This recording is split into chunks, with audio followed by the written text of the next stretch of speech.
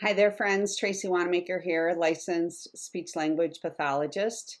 And I am here today to talk to you a little bit about a toy that I love. I got it a couple years ago.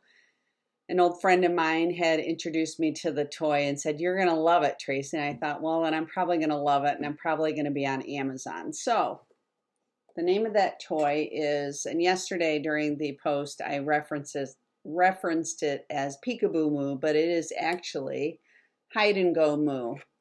And this is a fun toy. I got it actually used on Amazon for like $14. Anyway, I'm going to show you what comes inside. It's a barn. Nice toy. I've actually blogged about this toy, and one of the big things that I started the blog with was joint attention and gaining a child's attention. So the evaluations that I do through early intervention, a lot of times parents' concerns are my child won't talk. And oftentimes what I will see is that it's hard to get the child's attention. So if we don't have the child's attention, or we don't have joint intention about an activity, that can impact our ability to communicate and use words to interact with one another. So that being said, when you shake this, it makes some noise. The noise oftentimes can get a child's attention so that we can think about this toy together. And I'm going to show you what's inside this toy. So it's a barn, so you can probably guess. But in terms of language, something you could start with is shake, shake, shake.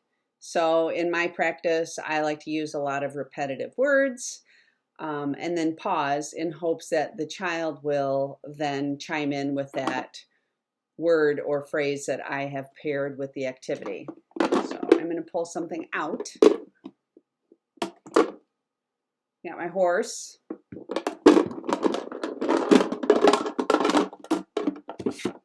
And a duck. And a cow.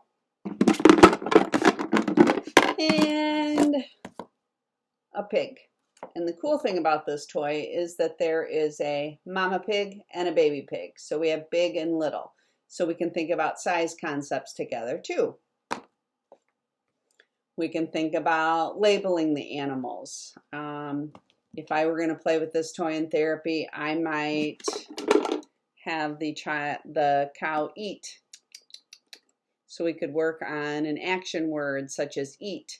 I might have the animals walk and say walk, walk, walk. So there again, there's that repetitive language. And the hope is that the child will chime in and walk, walk, walk. What else? So we have size concepts, we have eat, we have walk. We could think about labeling the animals. But I have to tell you, before a child is going to label, they have to pair meaning with the word. So if I said,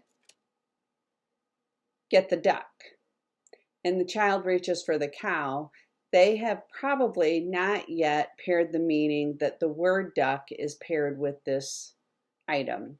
So a way I might work on the receptive language, teaching the child to pair meaning with that item or object, is to place the duck closer to them and say, get duck.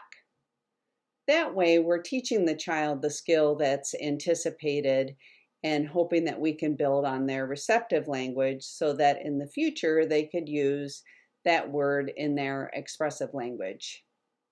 That being said, I like to share some handouts with my families, and one of my favorite handouts that I hand out is from Teach Me to Talk. It's Toddler's First 100 Words, I believe, is the name of the article, and I am going to post that in the comments of this video, so you may take a gander at that and maybe use it in your practice. Anyway, that's just a few examples of what you could do with this cute little barn. I'm going to guess that you might be able to use a shoebox at home and paint a barn on it, or draw a barn and pull out some animals that you might have at home, and you could probably replicate a similar activity with objects that you already have.